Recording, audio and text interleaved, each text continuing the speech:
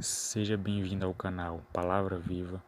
E antes de irmos ao tema, eu gostaria de pedir que você curta, comente aquilo que você achou de nossos vídeos, dê as suas sugestões, compartilhe nossos vídeos para que mais pessoas possam ser edificadas e alcançadas pela Palavra de Deus.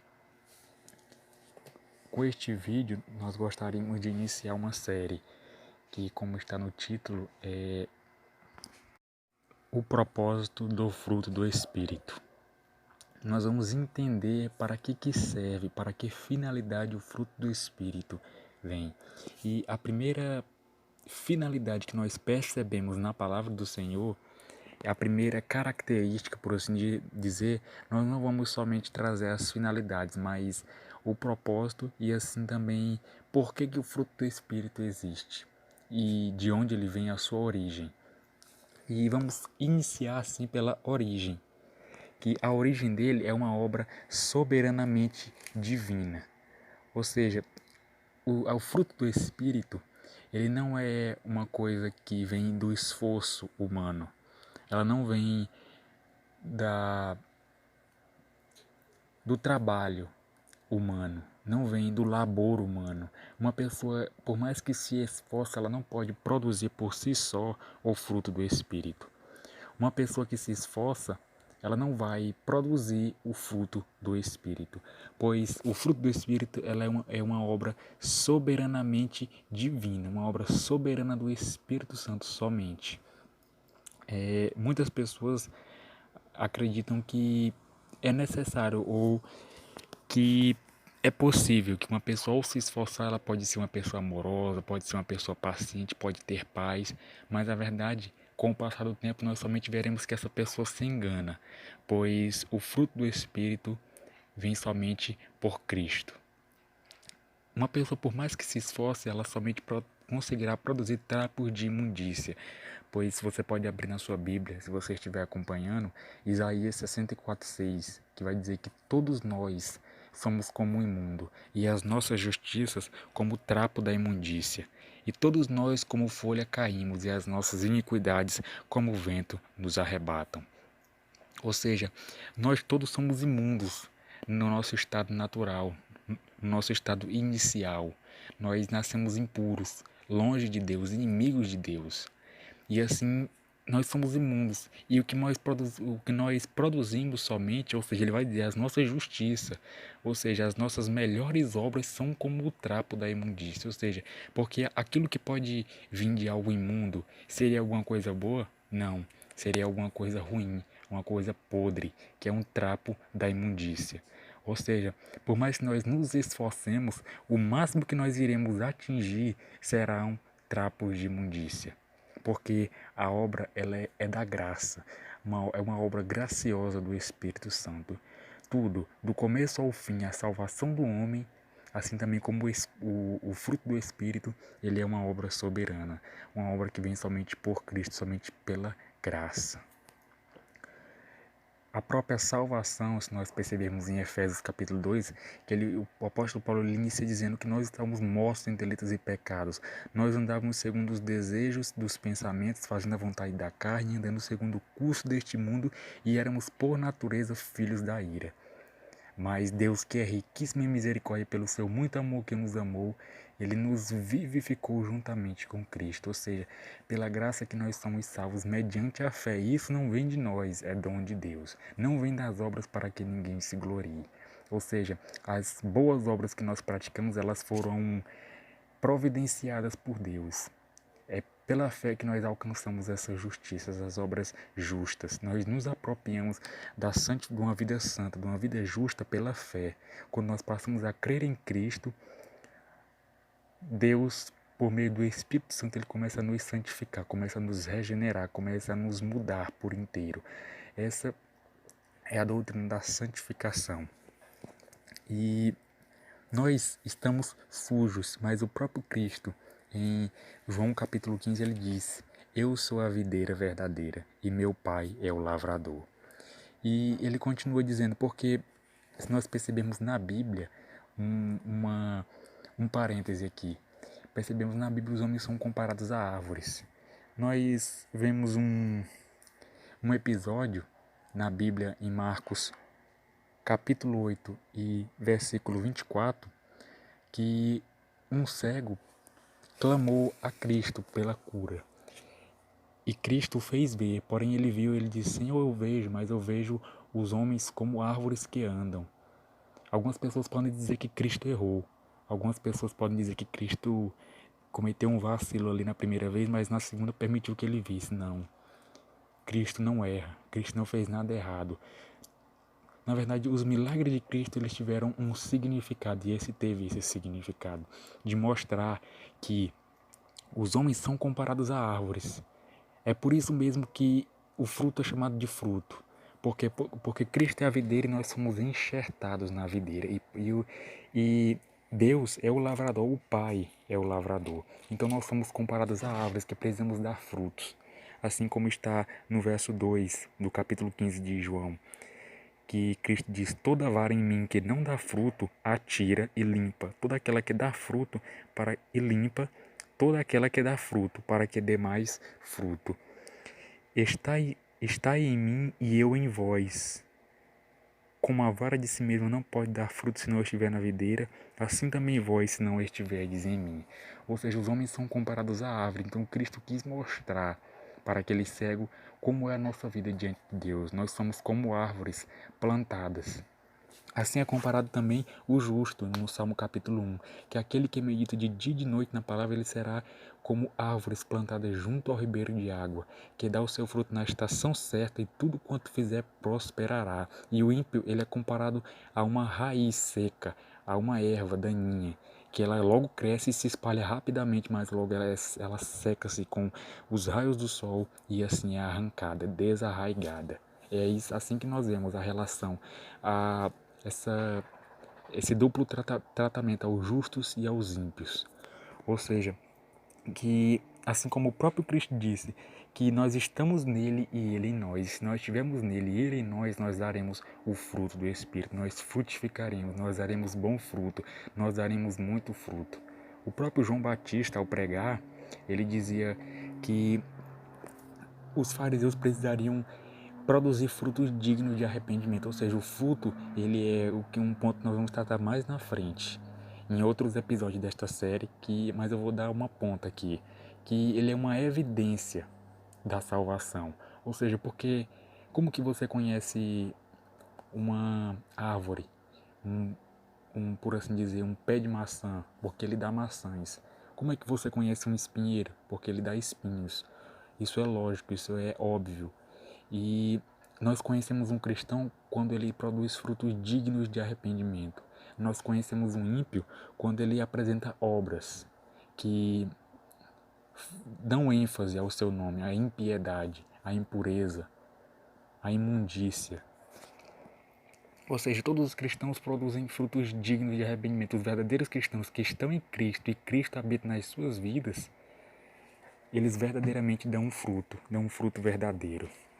E o próprio Cristo disse, um ponto da nossa mensagem aqui, que ele disse que como a vara de si mesma não pode dar fruto se não estiver na videira, assim também vós, se não estiverdes em mim. Ou seja, um ponto que foi ratificado aqui, que o fruto do Espírito é uma obra soberana de Cristo, soberana do Espírito. E sem Cristo, sem nós sermos parte do corpo de Cristo, nós não podemos produzir bom fruto. Nós não podemos dar esse fruto para a vida eterna.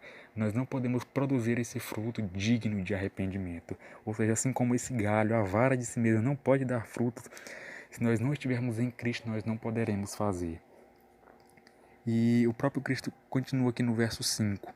Eu sou a videira, vós as varas. Quem está em mim e eu nele, este dá muito fruto, porque sem mim nada podereis fazer.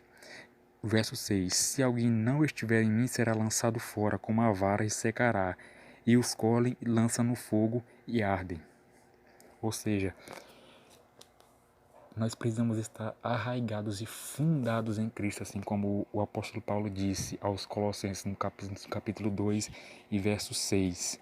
Pois ele tinha uma grande preocupação com aquela igreja, porque ele provavelmente acreditamos que aquela igreja não viu o rosto de Paulo, mas nós percebemos no capítulo 1 de Colossenses, se você ler atentamente, nos primeiros versículos da saudação, você vai perceber que, na verdade, Epáfras era tido como um anjo, como um pregador querido, um pregador bem tratado, porque ele era o responsável por discipular eles, por cuidar deles, por pregar a palavra para eles. E Paulo, onde ia, deixava diversos seus discípulos bem treinados, bem ensinados e arraigados na palavra. E Paulo desejava que eles crescessem firmemente, estivessem arraigados e fundados em Cristo Jesus, para que eles pudessem andar em Cristo, para que eles pudessem produzir frutos bons frutos, frutos de justiça, e assim eles não viessem sucumbir às heresias que estavam ao seu redor, às investidas do reino das trevas contra eles. Então, é necessário que nós estejamos arraigados em Cristo Jesus, fundados, firmados. Nós tenhamos uma raiz em Cristo Jesus, e assim nós produziremos o fruto. Porque uma pessoa que ela não é convertida, ela não produz o fruto do Espírito. Ela produz somente uma coisa que imita o fruto do Espírito, mas com o tempo, assim como o apóstolo Paulo diz em 2 Timóteo, mas os homens enganadores, eles irão de mal a pior, enganando e sendo enganados. E muitos homens, os pecados dele vêm à tona depois, mais à frente. Logo, logo será manifestado o seu desvario, ou seja, logo, logo será manifestado os escândalos. Logo, logo será manifestado qual é a verdadeira ascendência daquela árvore. O apóstolo Paulo, a falar aos filipenses, ele desejava que eles fossem cheios de fruto de justiça, e ele acrescenta no capítulo 1, verso 11 de Filipenses, que são por Jesus Cristo. Ou seja, o fruto do Espírito ele inclui o caráter, e esse caráter ele vem por Jesus Cristo. Pela fé em Jesus Cristo nós alcançamos essa justiça que vem pela fé. O próprio apóstolo Paulo ele vai acrescentar no capítulo 3, quando ele vai falar sobre as coisas que ele abriu mão, mas tudo isso ele abriu mão não pela justiça que vem pela carne, não pela aquela pureza, aquela falsa pureza que ele tinha no farisaísmo, que segundo a justiça que há na lei, como ele diz aqui no capítulo 13, verso 6, irrepreensível.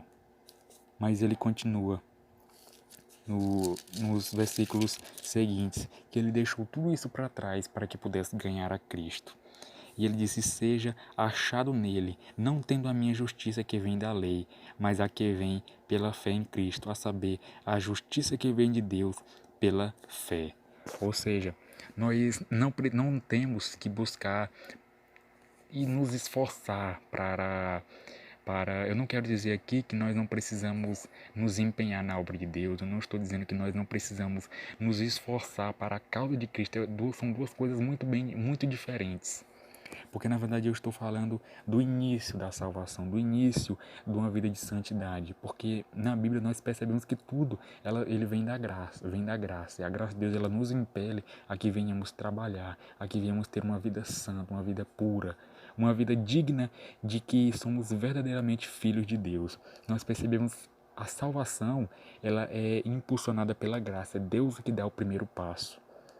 Assim como já foi dito aqui, que a salvação é pela graça mediante a fé, isso não vem de nós, é dom de Deus. As boas obras, como se você vê em Efésios capítulo 2, verso 10, as boas obras que nós andamos, elas foram projetadas por Deus.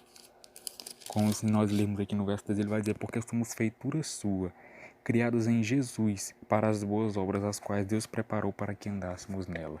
Ou seja, nós somos novas criaturas, ele vai dizer, somos feitura sua. Aqui ele diz a nova criação, porque nós éramos uma carne podre, por assim dizer.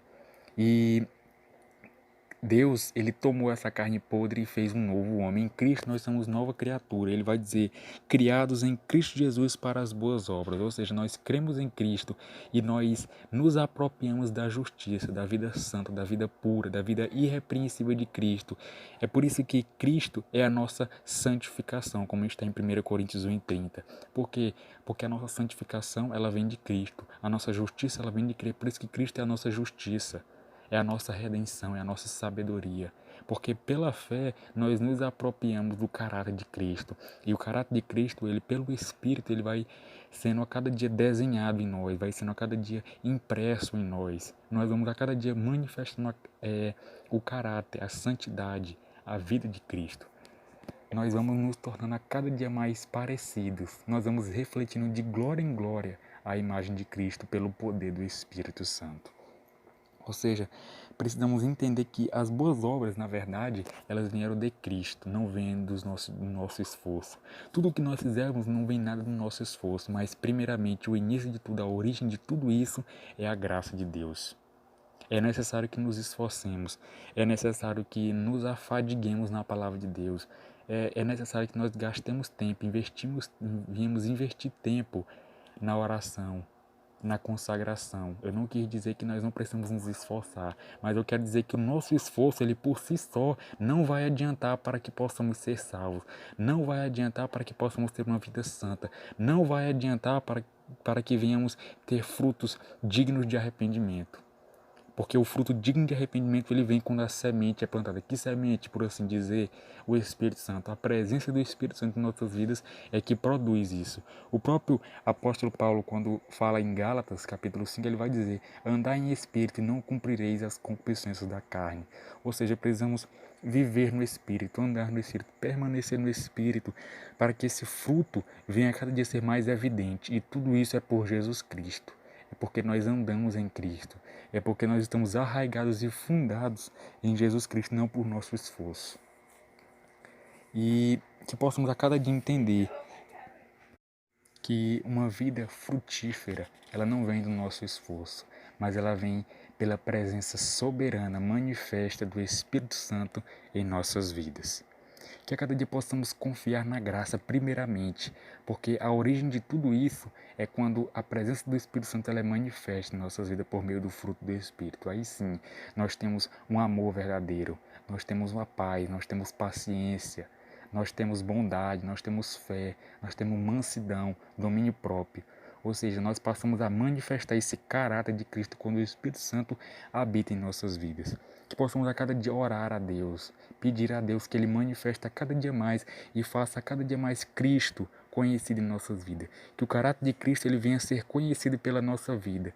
Que a nossa vida ela venha a ser uma carta escrita por Cristo e lida por todos os homens. Amém.